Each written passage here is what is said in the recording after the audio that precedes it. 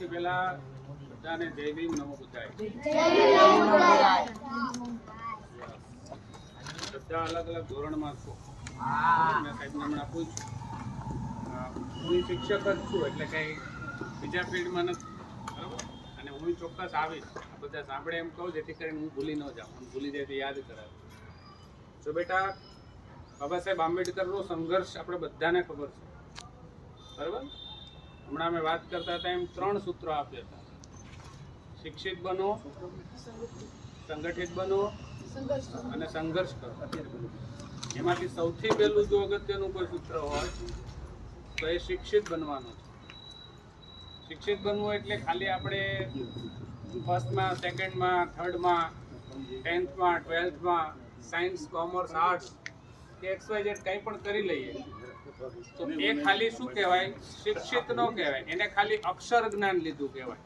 એટલે કે તમને વાંચતા, લખતા, ગણતા આવું બધું આવડી જાય. પણ શિક્ષિત કોને કહેવાય? તો કે શિક્ષિત વ્યક્તિ અને નિરક્ષર વ્યક્તિ, એટલે કે જેણે શિક્ષણ નથી લીધું, એ બે વ્યક્તિ જ કહેવાય. પણ તમે બે ઊભા હોય, હું તો બહુ તમે સમજો એ ભાષામાં વાત કરું. દાખલા તરીકે અહીંયા ભણેલ ગણેલ માણસ ઊભો હોય અને અહીંયા ભણેલો ગણેલો નથી એવો માણસ ઊભો હોય તો તમે જોઈને જ ઓળખી જાઓ.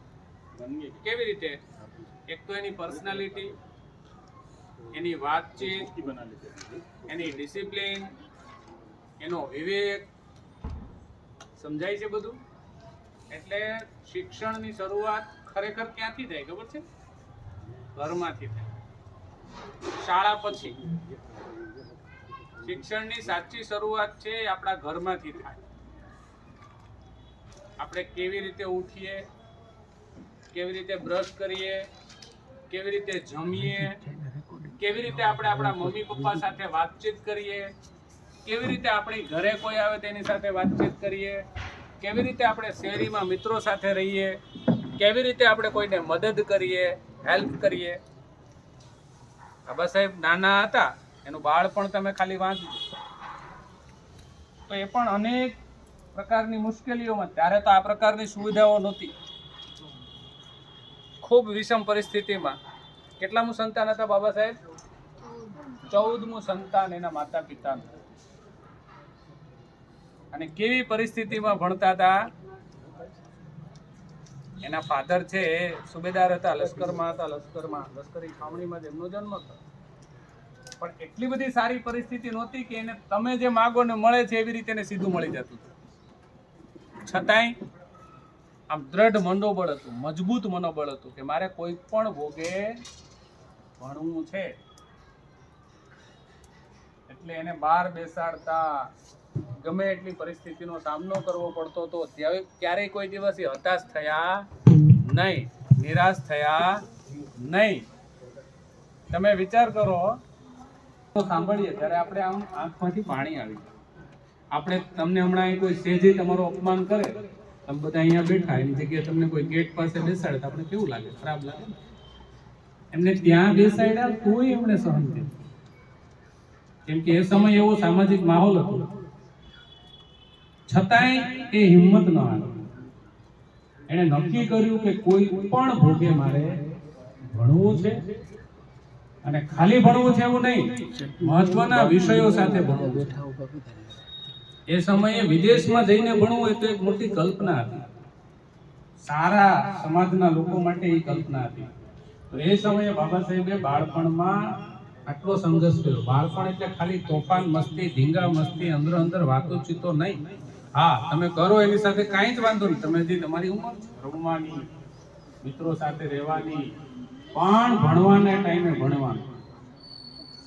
તમે નથી ભણી શકતા એનું કારણ શું? તમને કોઈને ખબર છે?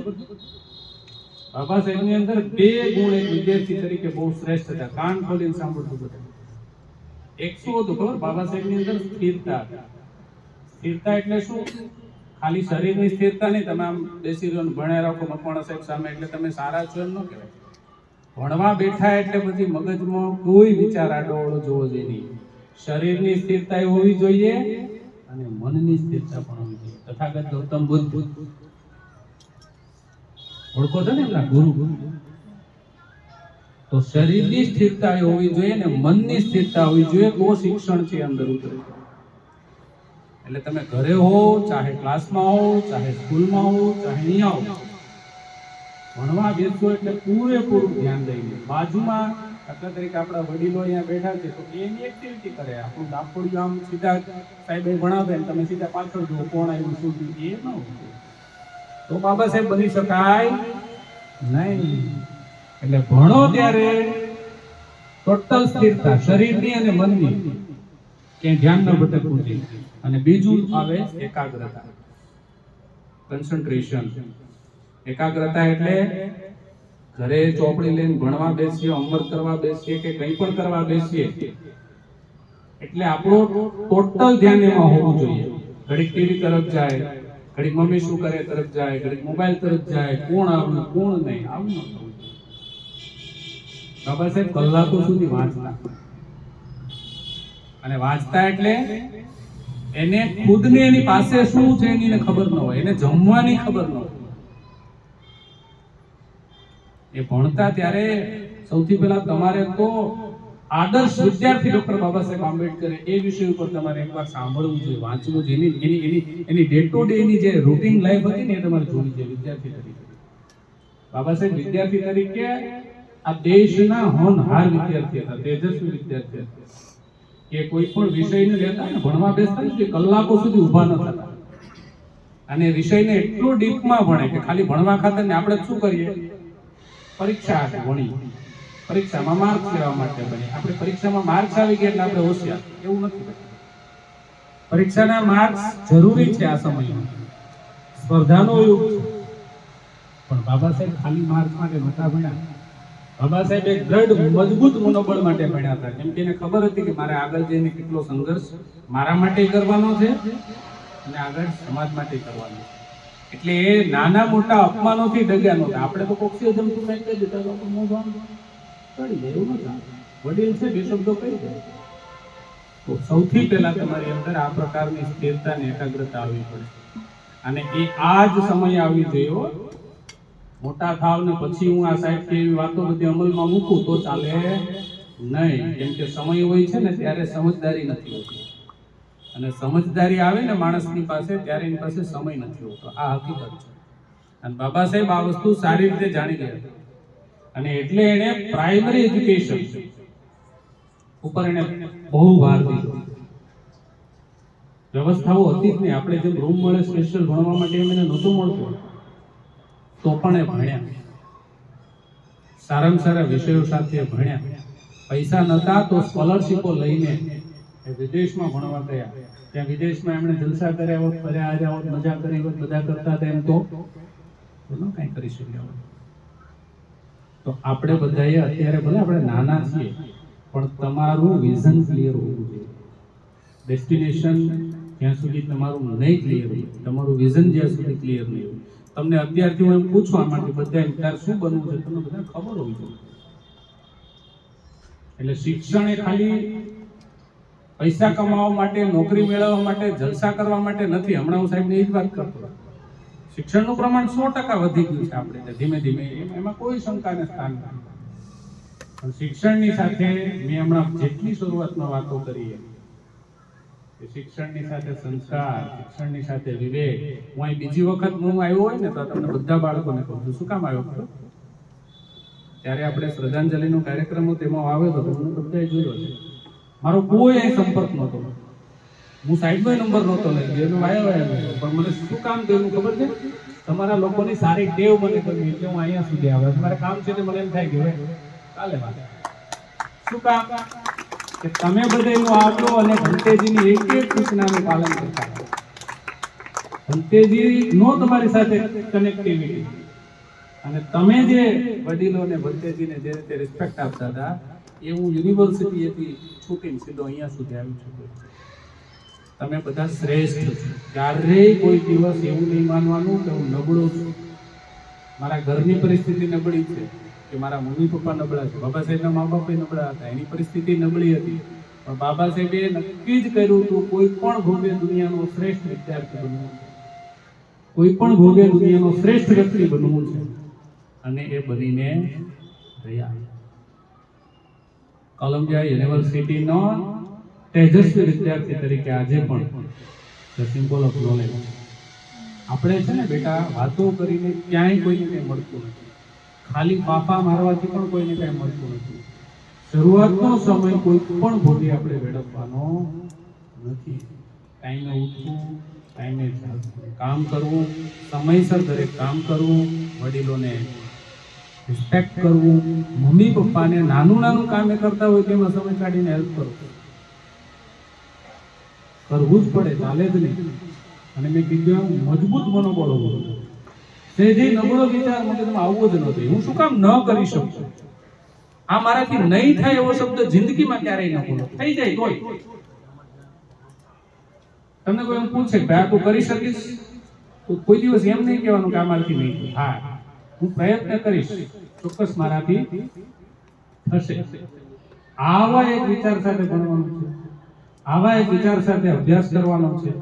અને મેં કહ્યું એમ કે આવા વિચાર સાથે તમે ભણશો તો દુનિયાની કોઈ પરિસ્થિતિ તમને રોકી શકશે નહીં. શરૂઆતના તમે તમારા 20 વર્ષ તમે અભ્યાસ પાછળ ખર્ચી નાખો, પાછળની આખી જિંદગી તમારે જલસા સમજી લો. અને શરૂઆતના 20 વર્ષ 18 વર્ષ તેને જલસામાં કાઢી નાખ્યા, જેના પાછળના દિવસો જોજો કારખાનામાં આપણે જોઈએ છીએ. એ કામ નાનું નથી, કોઈ કામ નાનું નથી, પણ હું કહેવા તમને એમ માંગુ છું કે અત્યારે તમે એમ સમજો કે આપણે બહુ નાના છે અને ધમપછાડામાં સમય પસાર કરી નાખીએ, તો એ વસ્તુ તમે ખોટી કરો. કેમ કે અમારા બધાના સમય આટલી સ્પર્ધા નહોતી. તમારે એક જગ્યા હશે અને 1000 જણ ભેગા થશે અને એમાંથી તમારે તમારો રસ્તો શોધવાનો છે. એટલે સમયની કિંમત તમે ખાસ સમજો.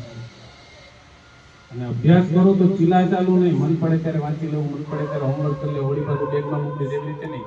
કોઈ પણ સબ્જેક્ટને સર અહીંયા સમજાવતા હોય, મેં કીધું એમ 2 વસ્તુ હોય છે, સ્થિરતા અને એકાગ્રતા. આ નહીં હોય તો તમને દુનિયાની કોઈ તાકાત ભણાવી શકવાની નથી. એટલે આજે છેલ્લા દિવસે વિશેષ કે વધારે કંઈ વાત નથી કહેતો અને કાંઈ બોર થવાની પણ જરૂર નથી. રમતા રમતા, હસતા હસતા ને મજા કરતા કરતા ભણવાનું. શિક્ષણ છે ને હંમેશા આનંદદાયી. શિક્ષણ છે જીવન જીવતા શીખવાડે. ઠીક છે, લખવાનું, વાંચવાનું, ભણવાનું, ગણવાનું, વિષયો તો શીખવાના જ છે, પણ એની સાથે ખુશી, આનંદ અને મજા કરતા કરતા ભણવાનું, ધ્યાન સાથે ગમત. એવી રીતે તમને સરસ મજાનું વાતાવરણ મળે. હું ખરેખર રાજી થયો, મને ખૂબ આનંદ આવ્યો અને હું અનાયાસે અહીંયા આવ્યો. અવારનવાર આવતોય રહીશ અને અવારનવાર મારા જેવા બીજા કોઈ શિક્ષકો છે એ પણ અહીંયા આવતા રહેશે. હમણાં જ કહેતો હતો કે અહીંયા કોઈ તમારે બોર્ડ નહીં મારવું પડે, કેમ કે શ્રેષ્ઠ કાર્ય થતું હોય ને, સારું કામ થતું હોય ને, અહીંયા ઓટોમેટિકલી લોકો જોડાઈ જતા હોય, કેમ કે એને ખુદને પોતા પણ લાગતું હોય છે. એટલે તમારે બધાએ શું કરવાનું છે? સારી રીતે ભણવાનું છે. ઉતારો નહીં કરવાનો, ધમપછાડા નહીં કરવાના. તમારું કામ માત્ર 2 કલાક અહીંયા આવો છો, 3 કલાક આવો છો, તો મન દઈને ભણવાનું. અને અંતે ખાલી ભણી ગણીને આપણે આપણું જ કરવાનું નથી. જો બાબા સાહેબ ન થયા હોત તો તમે કે હું આ શેરી ગલીમાં રહેવાને લાયક હતા નહીં, હતા જ નહીં. આપણે બધાને ખબર છે.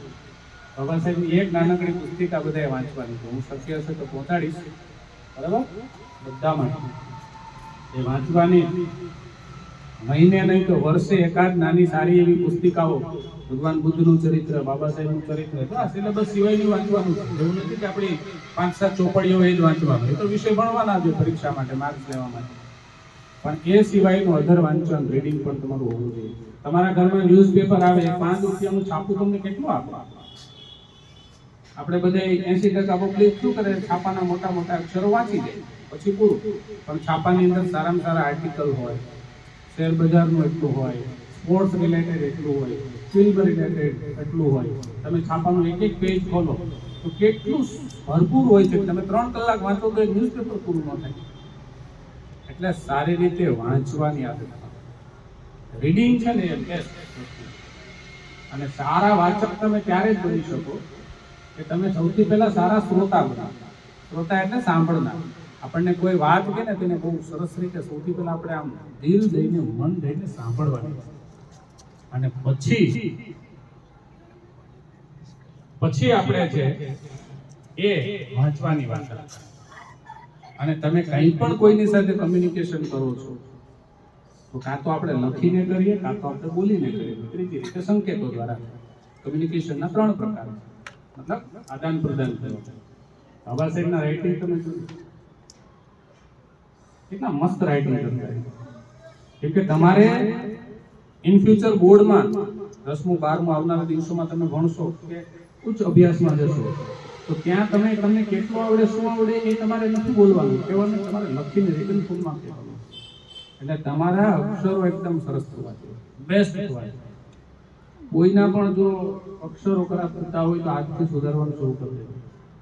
Writing best. એની પ્રેક્ટિસ કરવાથી સુધારો થઈ શકે છે. ચુડાસમા સાહેબ કેટલા ભાષામાં સરસ મજાના, અમે એમની પાસેથી શીખતા. એટલા સરસ મજાના ભાષાના શિક્ષક, મેથ્સ સાયન્સના શિક્ષક. એટલે સૌથી પહેલા સારામાં સારા અક્ષરો કરવા જોઈએ, આજથી ટેવ પાડી દેવી. અહીંયા કોઈ પણ સર બોલે છે, કોઈ વક્તા આવીને બોલે છે તો સારામાં સારી રીતે બોલતા શીખવાનું છે, શરમાવાનું નહીં. આ હું કાંઈ જન્મજાત બોલતા નહોતો શીખ્યો, આપણે શીખવાનું છે. પણ ક્યારે બોલતા શીખાય? સારું વાંચો, સારા લોકોની પાસે બેસો, સારી વાતો સમજો, સારા બાબા સાહેબ કે ભગવાન બુદ્ધ કે એના જેવા ચરિત્રોને વાંચો તો તમને શબ્દ ભંડોળ આપોઆપ આવે. એટલે સારી રીતે વાંચશો તો સારી રીતે બોલી શકશો. એના માટેની પહેલી શરત સારી રીતે સાંભળવાની. કોઈ પણ વાતને સરસ રીતે સાંભળવાની અને ખૂબ આનંદથી ભણવાનું છે. ભણતર છે ક્યારેય બોજ નથી. આપણે વસ્તુનું વજન લાગે, હું હમણાં હાથમાં પથ્થર ઉપાડીશ તો થોડી વારમાં થાકી જઈશ. જ્ઞાન મારી અંદર ગમે એટલો છે ને એ ક્યારેય મને બોજ નહીં લાગે, એનો મને ક્યારેય વજન નહીં લાગે. એટલે બાબા સાહેબના એકમાત્ર આપણા પ્રેરણા સ્ત્રોત છે. એના ખાલી એક બાળપણના સંઘર્ષને તમે ખાલી એક સંઘર્ષને યાદ કરી લેશો ને તો એ તમારું એક જીવન તો કરી જશે. કરોડો લોકોના પ્રેરણા સ્ત્રોત કે હમસતા નથી બદલી. અનેક સંઘર્ષો વેઠી, અનેક લડાઈઓ લડી તમને ને મને એને માનવીય અધિકારો આપ્યા છે. બીજા અધિકારો તો ઘણા આપ્યા, પણ માણસ તરીકે જીવવાના અધિકારો આપ્યા. એ અધિકારો બચાવવા માટે, એ અધિકારોની જાગૃતતા માટે આપણી બહુ મોટી ફરજ બને છે. આજે કોઈ ભાષણ કરવાનો ઈરાદો નથી, પણ આવી નાની વિદ્યાર્થી તરીકેની ટેવો તમારામાં અત્યારથી વિકસવી જોઈએ. ઓલી આપણી ગુજરાતી કહેવત છે ને કે બધી પાકા ગળે કાઠા ગળે. અત્યારે તમે જેટલી ટેવ પાડશો એટલું તમારા માટે શ્રેષ્ઠ રહેશે. ફરી પાછો ક્યારેક સમય મળશે ત્યારે ચોક્કસ આવીશ, અને ગમે ત્યારે તમારે કોઈને કંઈ હોય તો મારો નંબર સર પાસે છે. મારા રિલેટેડ કંઈ કામ હોય તો તમે ત્યારે કહેવાની છે. ઓકે, સૌને ફરી જઈ.